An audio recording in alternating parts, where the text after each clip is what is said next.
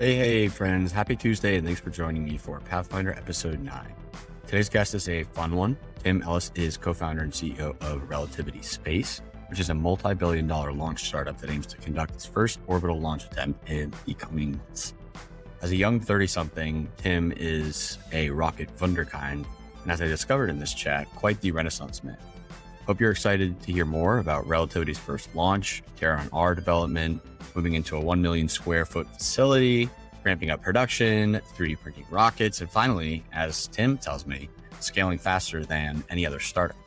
Before we get to that and much more, let's hear a word from our sponsor. Our reliance on satellites for navigation, communications, commerce, and intelligence has grown exponentially in the new space economy. Unfortunately, the risks have grown as well, and the need to prioritize cybersecurity around space assets is critical. Spider Oak Mission Systems provides space cybersecurity products for military, commercial, and civilian operators. Their Orbit Secure solution is the first to deliver zero trust security with zero gravity environments, protecting space communication, command, control, data transmission, storage, and integrity of the data. To learn more about Orbit Secure, check out their website at spideroak-ms.com. Now on to the main business of the day, Pathfinder Episode 9 with Tim Ellis. Tim, welcome to Pathfinder. Awesome. Excited to be here. Good to see you, Ryan. So you need to settle something for me. Wikipedia says that you are 31-32 years old. Like Wikipedia hasn't made up its mind. And I would think you're notable enough that one of the community editors would be able to find her out. So once and for all, can you settle this? Uh, yeah, sure. So I was born May 1990. So I'm 32. As teachers love to remind us, you shouldn't use Wikipedia as the primary source. So I'm already committing a cardinal sin at the top of the show. Maybe you can update it or help. I don't know how to do that. I'll try after this and we'll see. Cool. Hopefully it goes through before the show.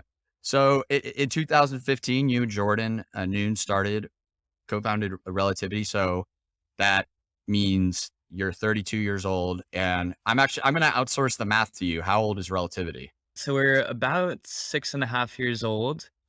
So really founded in kind of January 2016. So that's really when we were in Y Combinator and truly got started. We'll get to Y Combinator actually, because space startups going through Y Combinator is becoming more of a thing, but it really wasn't back then. But first, I mean, all right. So you started a multi-billion-dollar rocket company. Times Magazine has put you on one of its top 100 lists and call you a phenom.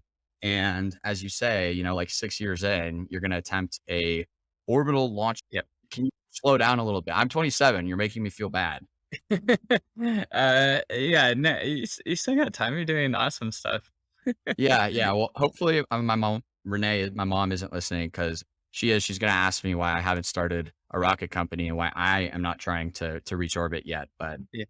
anyways, I actually, drawing comparisons between us, and then I'll stop being selfish, but I read that you're from Plano. I grew up in DFW as well. Where'd you go to high school, and how often do you make it back? And third part is, did you know back then that you were going to go into space?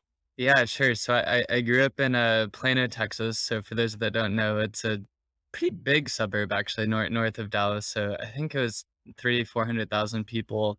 When I was growing up there. Although we were the first house on our block, I remember it was very suburban. Every house looks the same, but we had a wheat field next to our house, and the rest of the street was empty. So we were kind of early movers in Plano. Same here. We moved from Boston when I was 3 years old, and we were Yeah. at the edge of Plano, and it was like cows. And now, Yeah, of course, it's yeah, concrete yeah. and development for 10 miles north of that. That's funny. Yeah, exactly. So the same thing. I actually moved. I was born in Dallas and then moved when I was 3 to Plano, and yeah, it was a really cool place to grow up. I'd say I did travel around the U.S., but also spent a lot of time in Plano. So I went to Plano Senior High School, Wildcat. So it's Okay. the kind of central school. There's also a west and an east, but it Yeah. was the Yeah. And senior they're all one. huge. They're They're all huge huge. Yeah, schools. I think I feel like our graduating class in 11th and 12th grade, I was several thousand people. It was a big school. It was a really Yeah. big school. Yeah. And so, that was fun. I was always used to really large kind of school sizes, like, big crowds, all the dynamics that comes with, being an awkward, awkward kid growing up. But actually, to answer your question, I always was really, really good at math and science. For sure, I was into it, and I would get really good grades. But I feel like in high school, as I grew up, my heart was way more into arts, and specifically film and music. So unfortunately, I was always pretty bad at music and just not musically inclined myself, but, got really into Radiohead like many like one does. Radiohead and Manchester Orchestra and Brand New and all these really angsty, existential kind of bands. But then, for film, that's really what I got into. There were probably certain points in my life, in 11th and 12th grade that maybe I was watching 6 or 7 or 8 movies a week. I was actually writing 2 novels, fiction, so no sci-fi. I really wasn't a sci-fi person. I was way more into these kind of transgressive commentaries on social culture, like Less Than Zero by Bret Easton Ellis was the book that brought me to Los Angeles originally.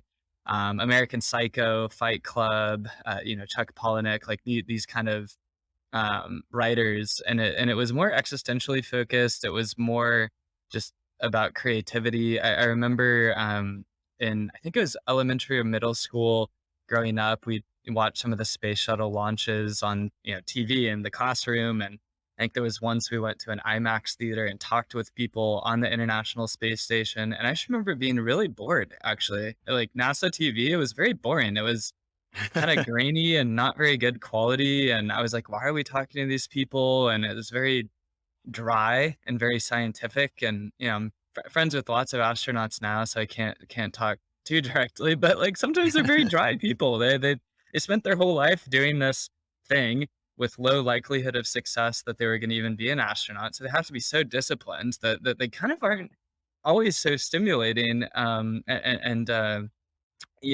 anyway, that's a long way of saying, really getting into rockets was not a linear path at all. I went to Yeah. USC originally thinking I was going to be graduating and wanted to be a screenwriter.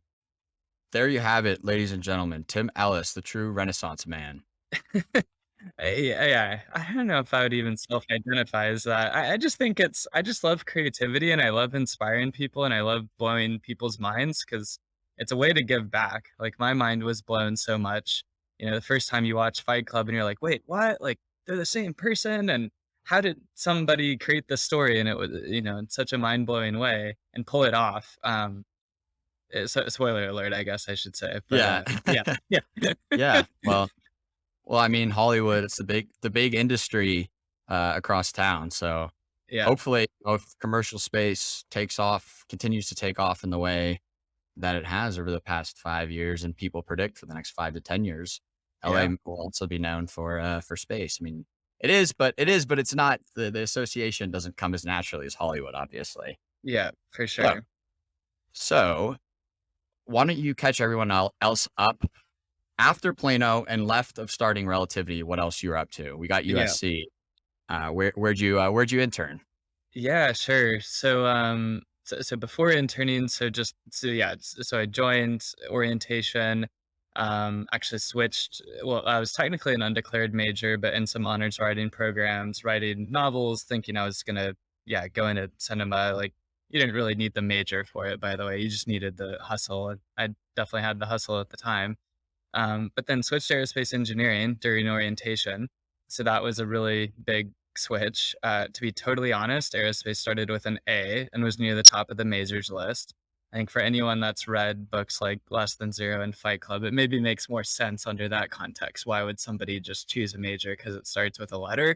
But I was a little bit of a crazy, wild, disruptive, and maybe how I viewed my life trajectory. So um, yeah, that's pretty much why I decided, and it was random, and then I almost dropped out of it after freshman year because, every aerospace class again, I had very good grades, but every aerospace class was about airplanes, and that was really boring because it was just a pretty solved problem, and the game was to get it, 1% or 2% more efficient, but I felt, that was not very fun, so then I tried to switch back to business and cinema.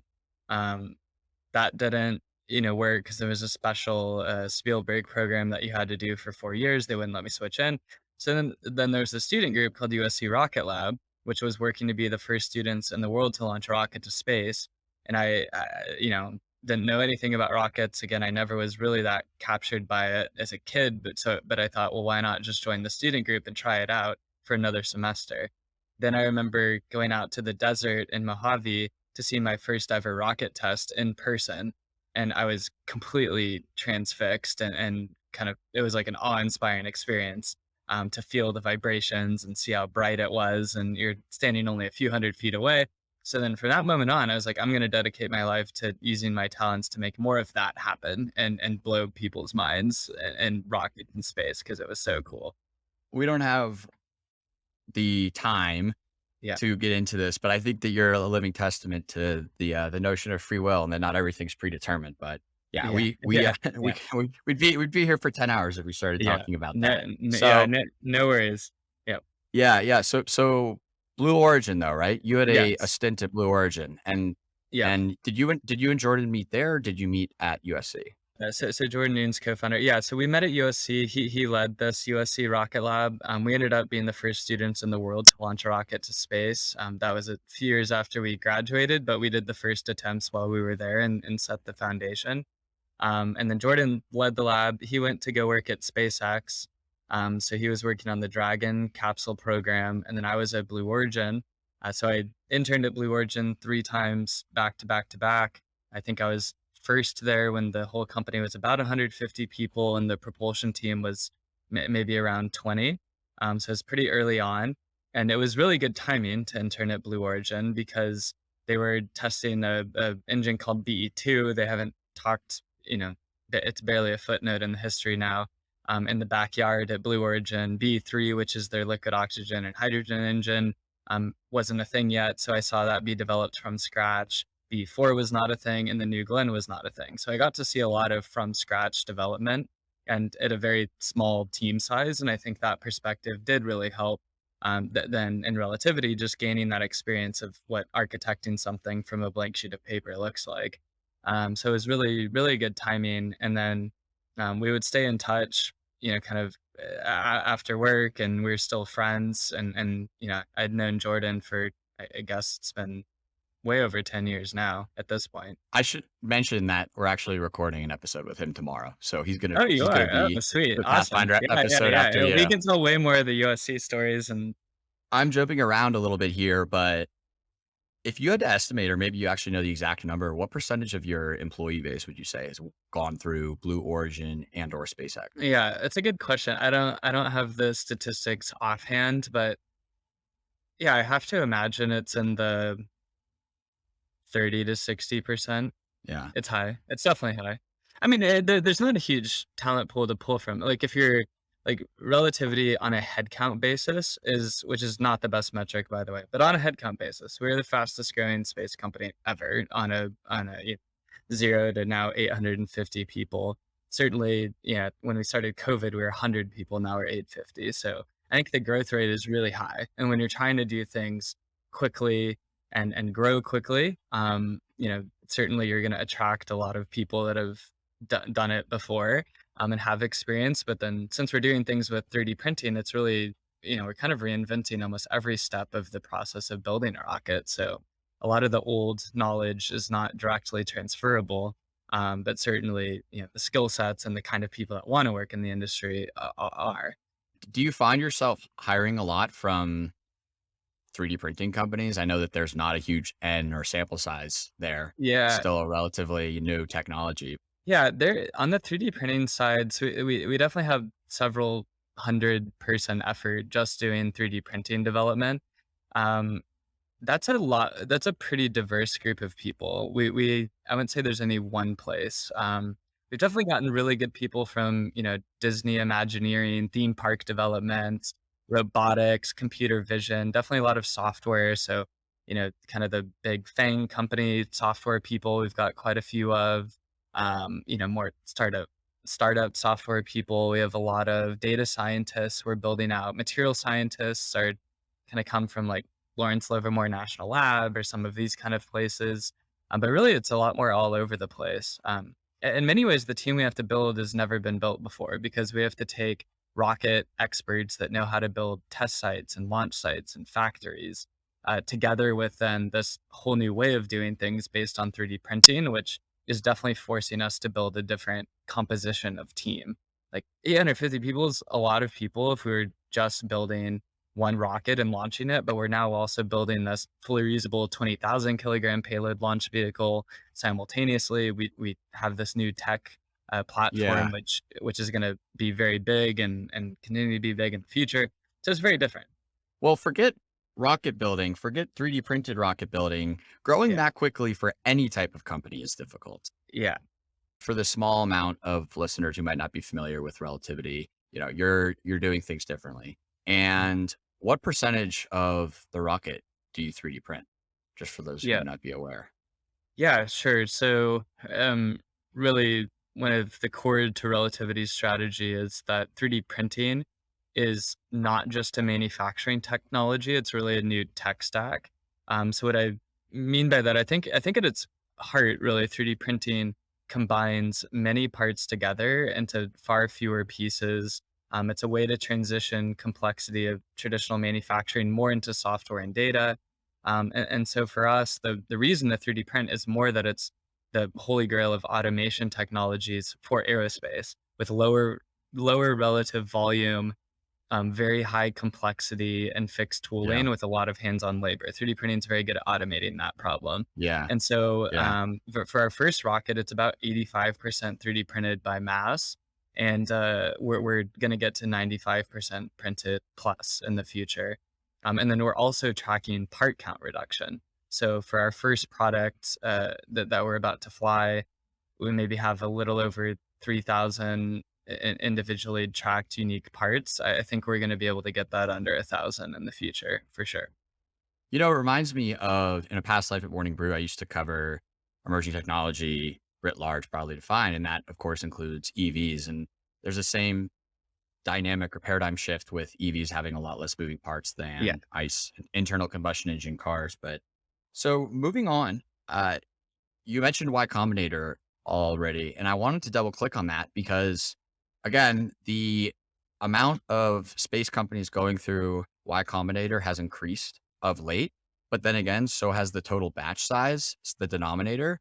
But when you went through, there were, few and far between. So walk us through what that experience was like. How the hell did you get Y Combinator to accept a rocket company? Yeah. To my knowledge, we were the second, tied for second. There was another company, Astranis, that makes geosynchronous Yeah, satellites. yeah, I'm yeah, good yeah. friends with those guys. They were in our batch as well. So we were really tied for second. The first one was called Bag of Eve, and I don't think they've really gone anywhere since. So we're really the second. Honestly, I'll credit Sam Altman for this. I think he's a personal friend. I talk to him all the time, and he's been a big proponent of deep technology companies. So he interviewed us. He was our partner at YC, and he actually interviewed us 3 times. So he kept usually you do one interview and then you get a yes or no. I think he maybe thought we were so close to almost full of shit that he had us he had us interview 3 times the same day. A little extra diligence for rocket science. Yes, exactly. But yeah, then we got in. It was the first week. We basically applied and got in the first week we started the company, which is the same week we cold emailed Mark Cuban and then started incorporating. So that was around December. Obviously after we left, SpaceX and Blue Origin, respectively. But we kind of got off with a bang, and NYC was really helpful. Do you keep in touch with your YC peeps from your cohort, and how are they doing? Are most of them still in Yeah. business? Most of them Um, thriving? It's interesting. I mean, definitely people in our group, the biggest ones were Boom, Supersonic, and then Astranis and us on the deep tech side. So I do stay loosely in Boom a little less so, but Blake's great. Like, he's still crushing it. Mhm. Astranis for sure. We talked to a lot. He was at my wedding, so we've become friends. And then I think Rappi was a pretty big company in our batch. Podium was another one. Colombian? That's the Colombian company? Yeah, I'm trying to think of the others. Those are kind of the ones that come top of mind. But I'm still really close with YC people. I think there's definitely look. I don't view it in the same way as Ryan Burnsley said. There's a YC mafia in a good way. Like it's a positive mafia. The mob is gonna come break your knees for saying that. You better watch out. Yeah, it's a lot of ambitious people that want to build great companies. So whether it's the Brex guys, Enrique, Alexander Wang, who runs Scale AI, Ryan Peterson that runs Flexport. I mean, for sure, I'm close with a lot of them because, we're now running large growth stage companies. We've got a lot of the same challenges. We've had a lot of the same journey. So for sure trade notes on, like, everyone wants to get better and improve. So we all trade notes on how running a scaled company changes things and what are lessons learned and how are people operating. I think it's one of the great things about startup culture. People are really transparent and want to help each other. A rising tide lifts all boats, right? Yeah. Yeah. There's no sort of metrics like ARR, which a lot of YC companies would use, or their investors Hmm. that are, considering potentially backing the company would use. And it's Yeah. funny because yesterday I recorded, we're in a triple header of podcast recordings this week, but I recorded with Kevin Wheel of Planet, and Yeah. we were talking about how they use ARR and a lot of other SaaS metrics to, Hmm. kind of position themselves as a software company that just happens to operate satellites. And they Hmm. also happen to operate the largest commercial EO fleet. But with rocket companies, you can't really do that. So after Y Combinator, maybe even like, in the email to Mark Cuban, like, how do you sell investors and what do you point to as progress or traction? I'll try to answer this succinctly because I think it's a big question. I think it changes over time. I mean, look, at the end of the day, I'm a big believer that businesses translate to, free cash flow. That probably is the right metric for a business like Mhm. us. Certainly now at our growth stage, it's all free cash flow. Now it's in a model, so you have to, have evidence that you're going to be able to achieve this, and that's what you start measuring towards with growth stage investors.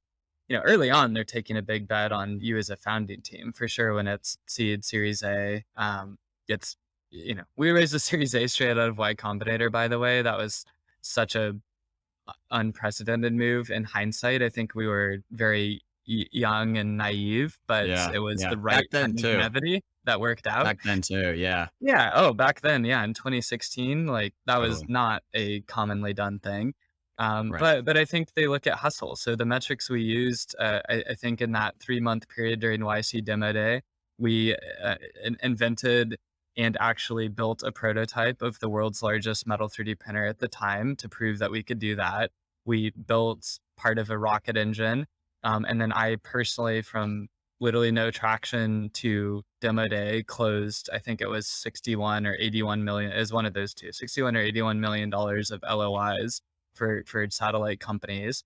And so we just hustled like crazy during a 3 month period. We probably worked way over 100-hour weeks, and we just showed that we're going to be willing to make this mission and vision happen. And I think it was probably the hustle and grind plus our prior reputations that is what Yeah. sold Arjun Sethi is the one that led our Series A at Social Capital. As they say, not really there's no such thing as an overnight success. And so I'm going to actually Yeah. catapult us forward to now, Yeah. talk us through. I bet there's a lot more relativity corporate spend on flights to the Cape. So why don't you give Yeah. everyone a description of what's going on in Florida? Yeah, sure. So fast forward, we're really weeks away from our first orbital launch at our launch pad in Cape Canaveral. So we've got a first stage on the launch pad right now. We're the first company to do this. It's one of those gutsy moves that I think is going to pay off. So we're doing a full duration first stage hold down test at Cape Canaveral on our launch pad. So we're going to actually fly essentially for the rocket thinks it's flying. The only difference is you keep it held down instead of actually flying. But we're feeding Yeah. in dummy GPS data. All the Right. engines are firing for a full flight duration. Every single engine has already gone through a full flight duration test at Stennis Space Center with hot fire and the whole thing. Yeah. And we've already done that kind of full duration hold down test of the second stage that's about to fly. So Yeah. we're taking a pretty rigorous testing approach to this. Tim, I'm going to show my ignorance here. How do you hold the rocket down? I've always wondered that. Yeah, great question. So it's the same. It's a very similar mechanism to the one that will release the rocket during launch. So you essentially, how it works in very quick succession is you obviously fill the rocket with propellant. This is all automated, by the way, with software, but you Hmm. fill it with propellant and then you ignite the engines. The engines come up to full power over a few second period. Well, the engine come up to power very fast, but then you keep them at full power for 1 to 2 seconds, and then you actually release the rocket. So essentially, what you're doing is ensuring the engines come up to power properly, thrust looks good, all the software and data looks good, and then you release it. So it does give you a slight window to abort the launch if something on the engines don't look right. So that's how the launch sequence works. Then on the hold down, it's really just you know pins basically. I mean, a steel structure and pins. It's nothing that fancy. Yeah. You're measuring thrust and vibrations and all sorts of data. Yeah, I mean, it's Yeah. 23,000 pound thrust engines, so about 200,000 pounds of force, give or take. It sounds like a lot, but Terran R is going to be Yeah. 3 million pounds of thrust, so it's way less than that. So what are you weeks away? I was going to ask, I was talking to the comms director of another rocket company, Yeah. and this person was saying that like on Twitter, whenever they post anything, it's always just when launch, like WN launch. Yeah. And I know Yeah. there's a lot Yeah. of Yeah. licenses and steps and quals, but fortunately Yeah. you've already answered, weeks away. So you've already answered my when launch question, but I want to ask Yeah. what are you hoping to get out of the maiden flight? Yeah, sure. We're gonna have a specific date, by the way, once we do full duration first stage test. That's what we're Okay. waiting on. And I think it's just, yeah, it's better to focus on that and then we'll talk Yeah. first launch. But things are going very Yeah. well. I saw the FCC licenses. I think that was this week. Yeah, yeah, yeah, LinkedIn yeah. had No, shown that.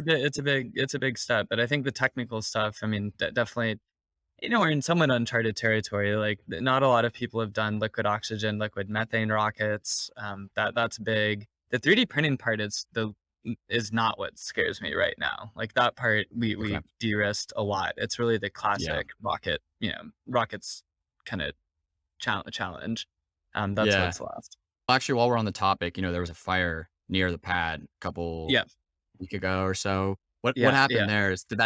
Does that set you back at all or not really? No, no, not really. It was actually very, very minor. I saw when someone put a photo of it on Twitter. That was our flare stack. So the flare stack was overzealous. I will admit that it was, a bigger flare than we would normally have. But yeah, that was mostly from the flare stack. And then, some of that fire, like there was a small grass fire, and that's what we put out. But yeah, it was all minor. It was certainly looking at videos relative to some of the Starship fireball. That was a bigger fireball. That was a much bigger. No, and that was afterwards. That's the thing Yeah. though. These things happen. These things happen with Yes. rockets, and yeah, Yes. I Yeah. mean, you can see the photos, like the rocket's still there. Yeah. So we're getting into testing again, like we've already been doing more testing since then. All right, time for a short break to hear about our sponsors again. Space is the new frontier for cybersecurity. Spider Mission Systems builds space cybersecurity solutions for civilian, military, and commercial space operations. Their Orbit Secure protocol delivers zero trust security to zero gravity environments, protecting space communication, command, control, data transmission, storage, and integrity at the data level. To learn more about how zero trust architectures will revolutionize security in new space, download the new NSR Spider Oak sponsored white paper titled Space Cybersecurity, Current State and Future Needs. You can find that white paper at spacecyber.com. Again, that is spacecyber.com. Or check out their website at spideroak-ms.com and tell them Pathfinder sent you. So it's time for the technical talk. We've touched on it already, so you can Yeah. maybe walk us through some of the parts that we haven't gone through already, so as Okay. to not be redundant, but just walk us through the stack. I mean, of course, there's the primacy of 3D printing. You've also mentioned, you touched a little bit on propulsion, but just talk us through everything that you are doing differently. I think the first is certainly the manufacturing approach is really the fundamental difference. But let me talk more rocket specific, like what's different. Yeah. So we're doing a gas generator cycle engine. I think that's pretty commonly done in industry. It's what Merlin is. For us, I believe that we are one of the first liquid oxygen, liquid methane gas generator cycle engines. It's also the same cycle we're using for Aeon R, which is a over 250,000 pound thrust engine that we're in development. We're actually in manufacturing for right now. So we're going to start getting into test of that engine this year. So I can talk more about that later. But the point is, gas generator cycle engines are really reliable. They're also pretty decoupled in the development. So you can test and fire a gas generator separate and turbopumps separate from the main chamber and then put them together. So there's not a lot of coupled dependencies, which makes Yeah. development faster.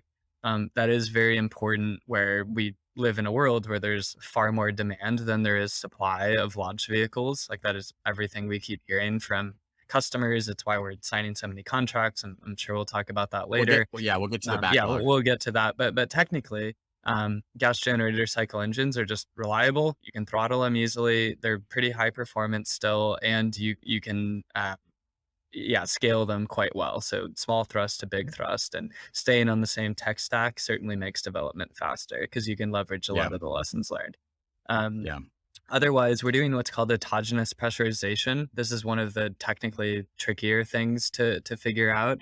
And so essentially we don't have any helium on the vehicle for pressurization of the tanks. So we use the liquid oxygen and the liquid methane through a heat exchanger to then gasify some of that and then feed back into the tank. So we do that both with the first stage and the second stage.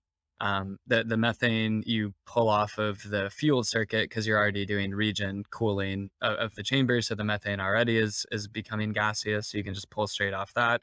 The liquid oxygen you have to run through a heat exchanger to create the heat to do it. Hmm. And so then kind of going up from there, I mean the tank structure itself, it's a monocoque, so common dome. We print all of that in. There's stiffeners and different devices internally printed as single pieces to help reduce the part count and complexity. We've changed the diameter of the vehicle quite a few times. It's pretty stable now, but in development, when we needed to change the diameter, the length, or where the common dome is, or the shape, we could do all of that completely at will without changing the tooling. So that was pretty important for us. And then single engine on the upper stage, vacuum nozzles made out of a niobium alloy, film cooled, and we're flying that on the first flight.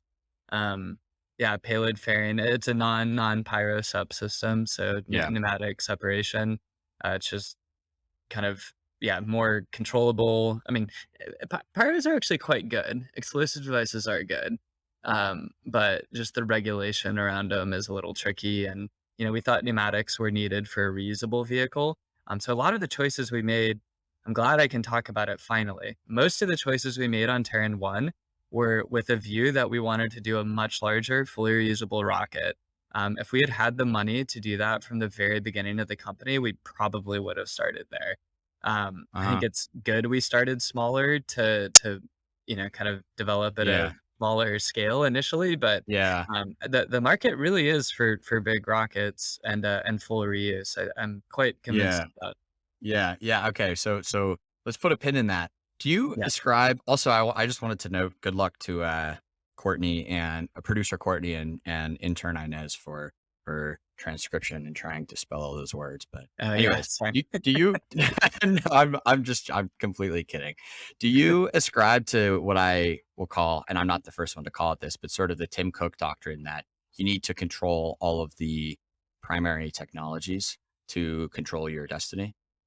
Mm, yeah, I'm not familiar with his version of the doctrine, but I think that concept makes sense. Yes, I think we certainly have suppliers and there's people we work with, but I think our long term trajectory is to own things that we think we can have a competitive differentiation in, and I think the number of those things are very high.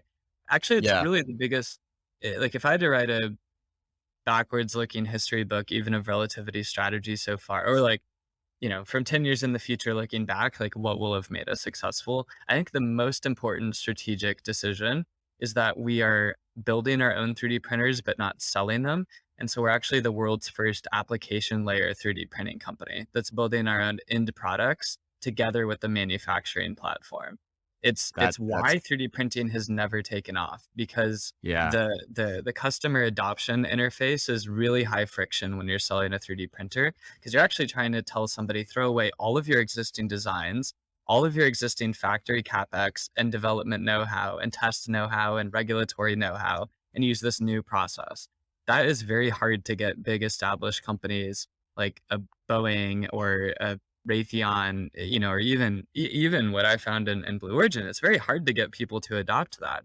And so Yeah. it's like, I could talk about this a lot, but it's like what you mentioned with EVs and Tesla, that vertically integrating and realizing the shift to this technology approach means how you have to build the factory, the supply chain, how you design and develop the product. That all looks very different. The factory is the product. Yeah, yeah. It's the most important thing we're doing.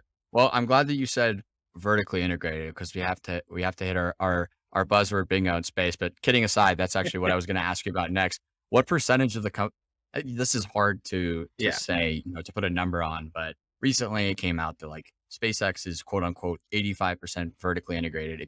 If you had to put a number on it, what would you say? It's a hard question to answer. I guess it seems very high intuitively. Yeah, I don't know Yeah. if I have a No. quantitative answer. It's pretty hard to We now build our own 3D printers. Like we do all of that in-house. Some of it's off the shelf components, but we build it in-house. Even the materials supply chain, we're doing, all in America. Like it's getting closer and closer to in-house over time. yeah, which is important in today's world with bunged up supply chains. So I opened this up earlier today on Twitter and LinkedIn to the Payload audience. And one question that I got from a few people from Case, Martin, Tim Brady, but are you have you considered in the same style as Amazon, let's say, like turning a cost center into a possible revenue stream? And by that I mean selling those printers or even like making other large 3D printed structures. Yeah, I think good segue from the earlier point. So I personally think selling 3D printers is a fundamentally bad business model. So we don't Okay. plan to do that. I do think once you can 3D print a fully reusable rocket that can carry 20,000 kilograms of payload, I mean, this is well over 200 feet tall, 18 feet diameter. Uh, you can start to do other similar products by just more or less changing software and having a team that can design other products in other industries. Yeah. Our long-term mission is like I'm super serious about going to Mars, and SpaceX is 2 decades old, and Relativity is only the second company that has that as our core mission, and we're 6.5 years old. And so I think we need to inspire dozens, hundreds of companies to do that. It's Yeah. gonna Yeah. take us being a massive entity, and I think when you look at aerospace disruption over the last 60 years, it hasn't really happened. So I think 3D Yeah. printing has got the potential to be one of the most disruptive technologies in our lifetime for aerospace. So I think the opportunity set's big, and we'd be silly not to consider doing other products. So it's a Yeah. very, very, very, very, very small effort right now. Um, because we're so focused on just getting to orbit and making sure we get stuff over the finish line.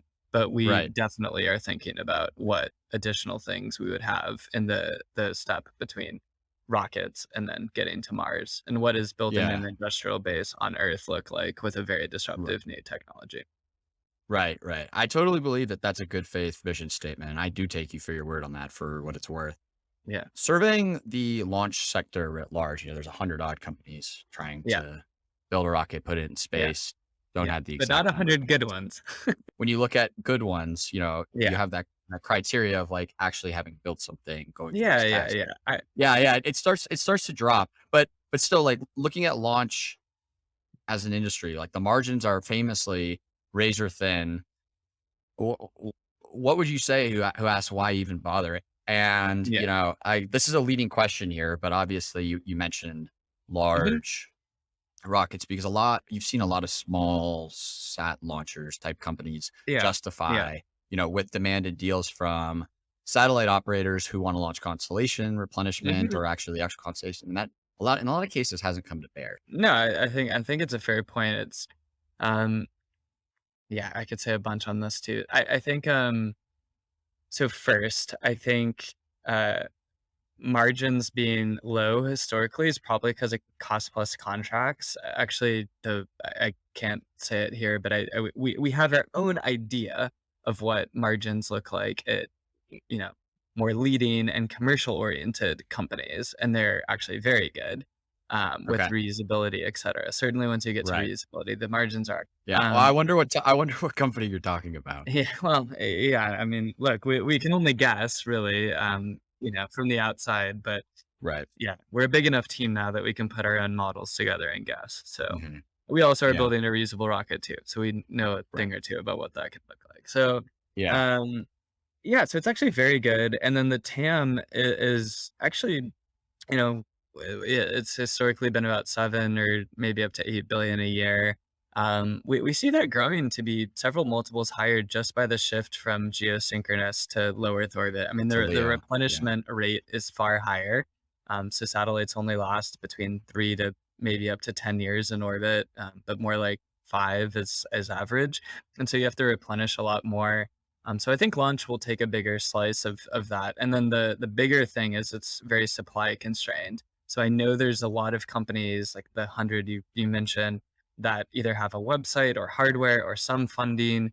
But I tell investors this all the time. We need more launch companies, not less. Like if you look at all you have to do is build a fairly simple model of Kuiper and Starlink. Like just look at Starlink, how long they last, how much they weigh, and how many flights that equates to Falcon 9 and then Starship, just to keep up with their own demand.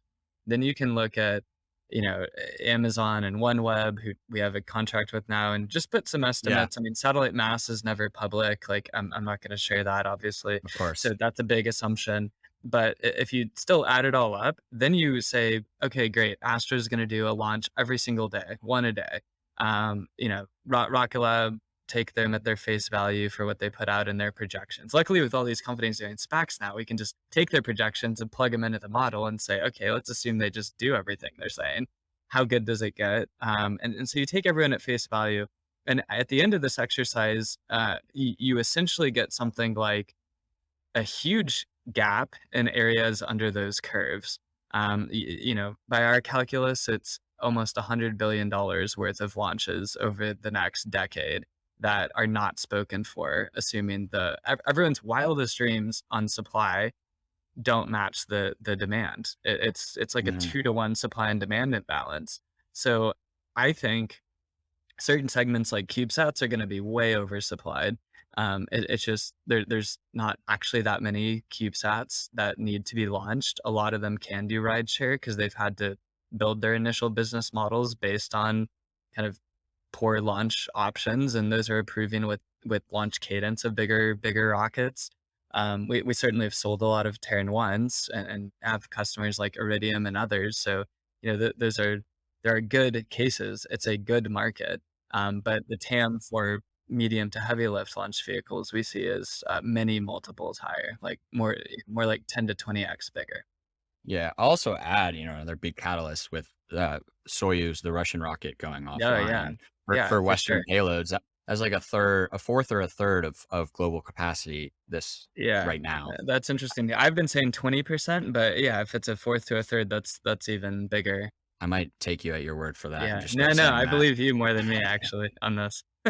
So you mentioned it, Yep. and I'll start by saying 1.2 billion. Can you walk reader or sorry, listeners Yeah. through what that number means, and then also tell us about what you did to get the OneWeb deal across the finish line? We recently announced $1.2 billion of commercial deals for Terran R, which is our next rocket. Those are what's called launch service agreements. So these are effectively purchase orders for launch. They're big, long agreements with customers that we've been excited to work with for quite some time. So OneWeb's the only one we've announced by name to date. The others are among the top blue chip satellite operators in the world. So we're really excited by this early commercial traction. Yeah. None of these companies are charities. I think it goes without saying. So we had to compete head to head against other launch providers on every single one of them, and I think we won because one, our momentum towards Terran 1 is significant. Two, our momentum towards Terran R is significant. So we already have a launch site for Terran R. We already have the million square foot factory. We don't have to go build a building from dirt.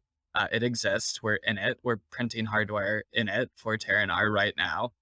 We have test site infrastructure at NASA Stennis Space Center that already is going to start supporting ANR development this year.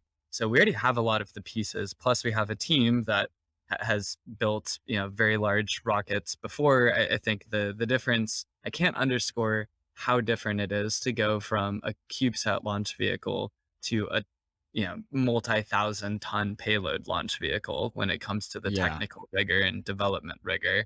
Right. Luckily, Terran 1, because of how we developed it, is probably more complicated and harder to execute at the smaller scale because of methane and autogenous pressurization, a lot of things that are needed for reusability. But the reason we did it is because we know we wanted to do a reusable rocket, and we had a hunch that that's where the market was going to go, and I that was one of the bets Yeah. that proved right. And Yeah. so anyway, I think the reason people are signing is just the momentum. Also, too, we haven't announced the price point, but we said over 20 launches and $1.2 billion. So I've already seen people online. You can back out some ranges of what that is, and it's Yeah. definitely competitive. Yeah. These companies, like really, what we keep hearing is there has to be in the industry, in the world, a second quickly moving disruptive launch company that's ambitious and is developing at scale. And that it's not just SpaceX. It cannot just be Yeah. one company. And I think it will help make SpaceX better. Like, I'm a huge fan of what they're doing. Honestly, I'm a huge fan of Elon, Glenn, the team. Like, it's actually partially the reason I started Relativity. I was very inspired by watching SpaceX dock with the space station and then land rockets. And like, how inspiring has it been over the last 2 decades to watch them? And so, but it's sad to me that there's not a single other company that's as ambitious, that wants to go to Mars, that wants to make that happen and do it in their own way. And that's what Relativity really is. We're gonna build our own unique thing for sure. And I'm a different leader, and we've got a different culture and definitely very, very different tech approach. But I think if that future is gonna happen on Mars, it's inevitable somebody's gonna have to start the second and the third and the fourth and the 50th company, because we are talking about replicating an entire planet, many many uh, miles away and months away, and it's going to be hard. So we should put everything we have at it, and I'm hoping we inspire more people to do that. I think most people would agree that launch, LEO broadband, and on a longer time scale, Mars settlement and building up that economy needs more than just one commercial space company. But I Yeah, actually want to you talked about the 1 million square foot facility. We talked yeah, about, the prospect of scaling up launches, developing Terran R. I want to talk about the finances of all this. yeah, So how are you navigating current I'm going to give you a barrage of 3 questions here. yeah. Sure. How are you navigating current market turbulence and the looming specter of an R word, recession? Yeah, Do you need to raise again in the foreseeable future? And did you ever consider going public via SPAC? yeah. Sure. I can remind you of those if Yeah, you yeah. No, forget. that's good. That's good. I'll answer those in reverse order because I think the SPAC one has to do with the navigation one. So the answer is no. We didn't seriously consider going public via SPAC. I think fiduciary duty, when it was hot, you obviously look at it, and I think we spent a week or two just understanding why were people doing so many of these things, and like, is there an advantage or not? I think it Yeah. quickly became clear that whether you go public, whether it's SPAC, IPO, direct listing, it's really just another funding exercise that comes with a huge change in company accountability, exposure, Yeah. and rigor. So now you've got quarterly Quarterly. earnings. It's got to be beat and raise. You have like grandma and grandpa's buying shares. Like, so it's a very different level of rigor. But it's really just a funding event. So when we were able to find all the capital we did over the last year and a half privately, and that happened very quickly too, then that was clearly the best thing to do, because then we could keep our head down and stay focused. I think we're benefiting from that massively in this current environment. Yeah. I Yeah. am not even close to an economist, but obviously I spend a lot of time talking to very smart people. I think it's you know, jury's still out. I won't predict whether there's going to be a recession or not. Personally, I think the odds would be super high if there was not.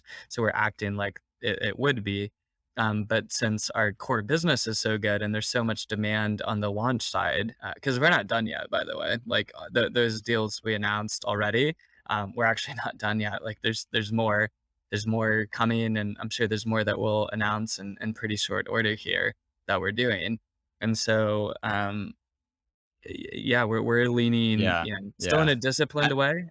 We're still yeah. growing headcount, you know, through this year. We should hit, about 1,000 people. That's like roughly the range that we're guiding to. Yeah. Internally, obviously subject to change, but yeah, you're going to see us still growing because again, I think the strategy right now is what we're hearing from customers is there has to be a second quickly moving launch company, that it's not just SpaceX. And I don't think Yeah. people are seeing another viable option yet. And so we could be that. And so I think we just got to be very smart and don't be arrogant. Like, don't think you can Right. just burn like crazy and you run Yeah. into this and, you're untouchable. But I think, with the right momentum and certainly after this first launch, I think a lot will change. One more here, Tim, and then we'll move on to Yeah, more fun stuff. But yeah. per filings, and I think I saw it in Business Insider a couple of weeks ago. Like Fidelity wrote down their stake in rel- relativity. I mean, can you? And I'm sure funds across the board are probably marking to market. Like, can you comment on that at all? Like, have you taken a haircut on your valuation? Is that a one off? Yeah, sure.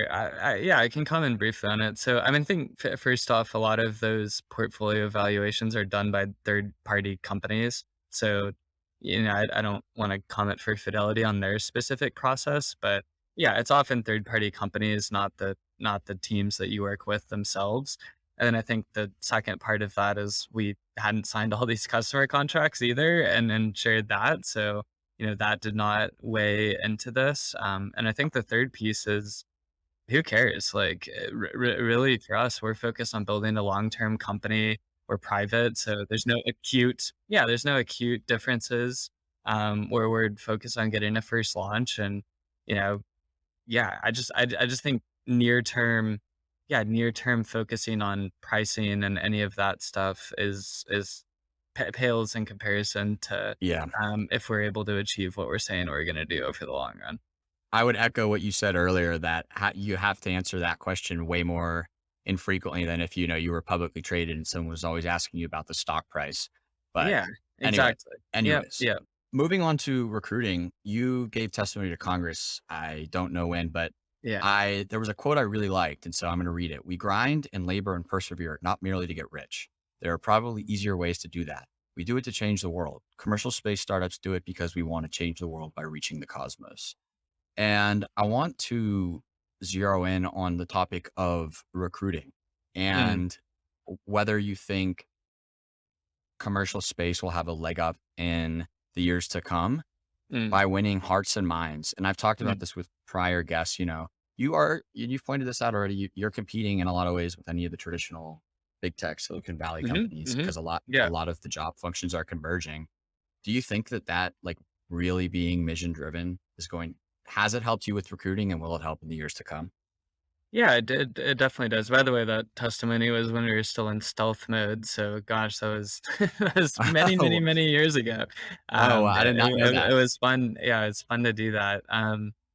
But no, I still believe it. I think it has to do with even the why go to Mars question, and the answer is yes. Obviously, it helps recruiting. I think, um, people like, it was actually, it's not Relativity's company values, but I just got married, and at our wedding, we had 4 vows, which are Congratulations. basically my thanks. Yeah, 4 vows, which are my own personal values of how, me and my partner wanna live our life, which is, wonder, experience, perspective, and presence. And I think, going to space and helping make humanity multiplanetary and uh, kind of the cast of characters that you get riled up by such a existential, deep human mission that is asking the big questions on a weekly basis. I mean, where we're doing really cutting edge engineering, building really cutting edge technology like Silicon Valley has and does, and aerospace companies have and do, But I think just the speed of execution towards this mission highlights the urgency of actually having a unified vision for the human species. And I don't think it's mutually exclusive at all. I think also it's been disappointing to see some of the suborbital tourism, rhetoric, especially starting to say, well, is this just billionaires launching themselves to space? And what about Earth? And there's problems on Earth. Like, hell yeah, there's problems on Earth and climate change and solving that. Like, I care about that deeply. But we also spend nearly 5 times what we do on space exploration with NASA's budget on the NFL every year. I'm from Texas. As you know, football is a serious business and it's like almost religion. And so I'm not saying we shouldn't have football either, but the point is space spending is still a very small fraction of global GDP. And if we want to see, like, we need to have something that humanity is working towards as a unified vision. I think we've lived and died on Earth for hundreds or thousands of years, and it's like, what for? Like, what does it all actually add up to? And I think we live at a time where it's a real probability that with enough smart people working on it, we could go from a single cell organism to a multi-cell organism, which is what Relativity's logo really is. It's actually Earth splitting into Earth plus Mars, which is the first big leap Type two, of right? evolution. Yeah, exactly. And I just think, yeah, that's to me, it's not even a pitch. Like, it's just a life meaning and purpose. And I think, yeah, I don't know. It almost makes you get emotional. Like, but that's why people would work here for sure. Well, Tim, that's pretty profound, and frankly, I don't really have a good way to follow up on that. So I think that Yeah, that's as okay. far as the as We can far move on. no, as far as the substantive part of the show goes, I think that's a good place to close out on. So now we're Yeah. gonna just move on to the shorter palate Okay. cleanser type Yeah. rapid fire, Sure. or as Okay. Sure. producer Courtney calls them, rocket fire. Just mispronounces it every time, but Yeah. actually, before we do that, I talked about this with Kevin yesterday, but to your point about suborbital space tourism, Arvin, a friend in the space media slash commentary world, he's pointed out he has this theory that the amount of attention that a sub industry in space gets is inversely correlated with the actual value. And so suborbital space tourism gets all the headlines, right? But the value, and if you just look at the monetary value of that compared to like Earth observation, it's Yeah. completely inverted, you know? Yeah. It's interesting. I mean, I think SpaceX and Starship bucks the trend though, because that's still a pretty awesome program that I am a believer in. So That's true. I would challenge you though, because we're both in the space bubble. I don't know yeah. how many people outside of the space bubble are like super aware of Starship. I don't know. I might be wrong. That's a good, yeah, that's a good point. They probably follow it more when there's explosions than when there's like actual or flights perhaps. Yeah, you're right. Maybe on a development perspective. Fear sells, I guess. But Yeah. anyways, on to the palate cleanser Yeah. questions. Well, can you slightly move out of the way and tell us what you have behind you? Yeah. Oh yeah, sure. Yeah, that's one of our gosh, that may be our very first engine that we tested at Stennis Space Center. So it's just a thrust chamber assembly. Um, yeah, we obviously made it chrome. It wasn't chrome when we tested it. That's just, to Mhm. look cool now. Yeah, Uh, it's shiny. I but like it. but yeah, that was the very first one we tested. I did it quite a few times before we retired it. Next question is about being a rocket CEO and using Twitter. How do you Yeah. view Twitter as a service? You're a fun follow on Twitter. I love how you always tweet GM. I basically just started tweeting in May, and I think I was at the Biosphere 2 in Arizona, at a conference, and I just think I woke up and decided I was gonna start tweeting. There wasn't a lot of Yeah. strategy behind it. I just thought, Yeah. you know, yeah, I might as well start. Does the amount of tweets or shit posting, would you conjecture, does that scale with launch cadence? Uh, is that like a way of asking? I don't know. I don't know. I mean, our launch cadence is still 0. It would be a projection. Yeah, How yeah. do I you don't think know. it, I think, I don't know. I think for me, social media, I'm not big on it personally. I actually never did it. That's why I didn't really do a lot of it before. So it's kind of unnatural to some extent, but it's been fun sharing more transparently. I think it's more of a function of scale. Like now that we have Yeah. so many people in the company, there's so many exciting things going on. It just feels more authentic to be able to share Yeah. directly. But yeah, I'm not expecting to like tweet poo emojis anytime soon or anything. Like I think staying humble and authentic and not going off the rails and being very focused is probably a pretty important thing if you're trying to, Yeah. get rockets that are reusable and go to Mars. Like staying Yeah. focused is good. No poop emojis from Tim Ellis. So second to last palette cleanser, your profile picture that you have on Twitter, I think it's relatively new, but Mhm. maybe it's not, but it reminds me of Jeff Bezos wearing that vest and being all swole at like the Sun Valley conference or one of the similar conferences. I'll have producer Courtney put the two images side by side in this segment of the talk so people on Spotify Nice. and YouTube can see it. But is that intentional or is it just a coincidence? I think definitely it's a coincidence relative to Bezos. I wish I was that swole. I need to work out more actually. You have time to like, just like you told me at the top of the show, you got time. He's got a couple of decades to get Yes. the Yeah. guns. That's true. That's true. Yeah. No, but yeah, Jeff's great. I mean, I've definitely stayed close with him, and through the years, it's been fun. Your former boss.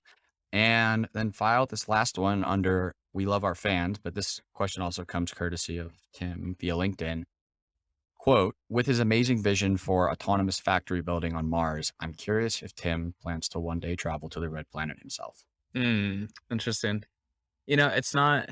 I wouldn't say like actively fantasize about it near term, but I have had this vision of like how cool would it be to be like super old chilling in a beach chair with a Corona on Mars. Like, I guess I have had that image in my mind, like just, wearing like shorts under a biodome or something. I think that'd be a pretty Mhm. cool way to go out if you're, gonna gonna end your time on Earth one day. Yeah. Yeah. Fair enough. Except it wouldn't be ending your time on Earth; you'd be ending your time on Mars. Would there be like a beach in this scenario having like a It, Corona? it was pretty red ground, so I need to do some more thought on the landscaping. Fair enough. You got time. So, Tim, this has been a great conversation. I've learned a ton, and hopefully listeners will too. Thanks so much for coming on the show. Yeah, of course. Thanks, Ryan. Appreciate you having me on. All right, folks, that will do it for Pathfinder 0009. Thanks, Tim, for being a good team sport and taking some of my tough questions. Thanks also to Tim for indulging a bit of navel gazing. And finally, just appreciate him giving us some time on his calendar ahead of Relativity's first launch. If you like what you heard, leave us a 5-star rating on whatever platform you're listening to this on. And as always, reach out to me at ryan@payloadspace.com if you have any feedback, constructive criticism, or just want to say hi. On next week's episode, we'll be speaking with Jordan Noone, who co-founded Relativity with Tim and is now working on some other interesting stuff. But for now, that'll do it. I'm Ryan Duffy signing off, and I will see you back here next week.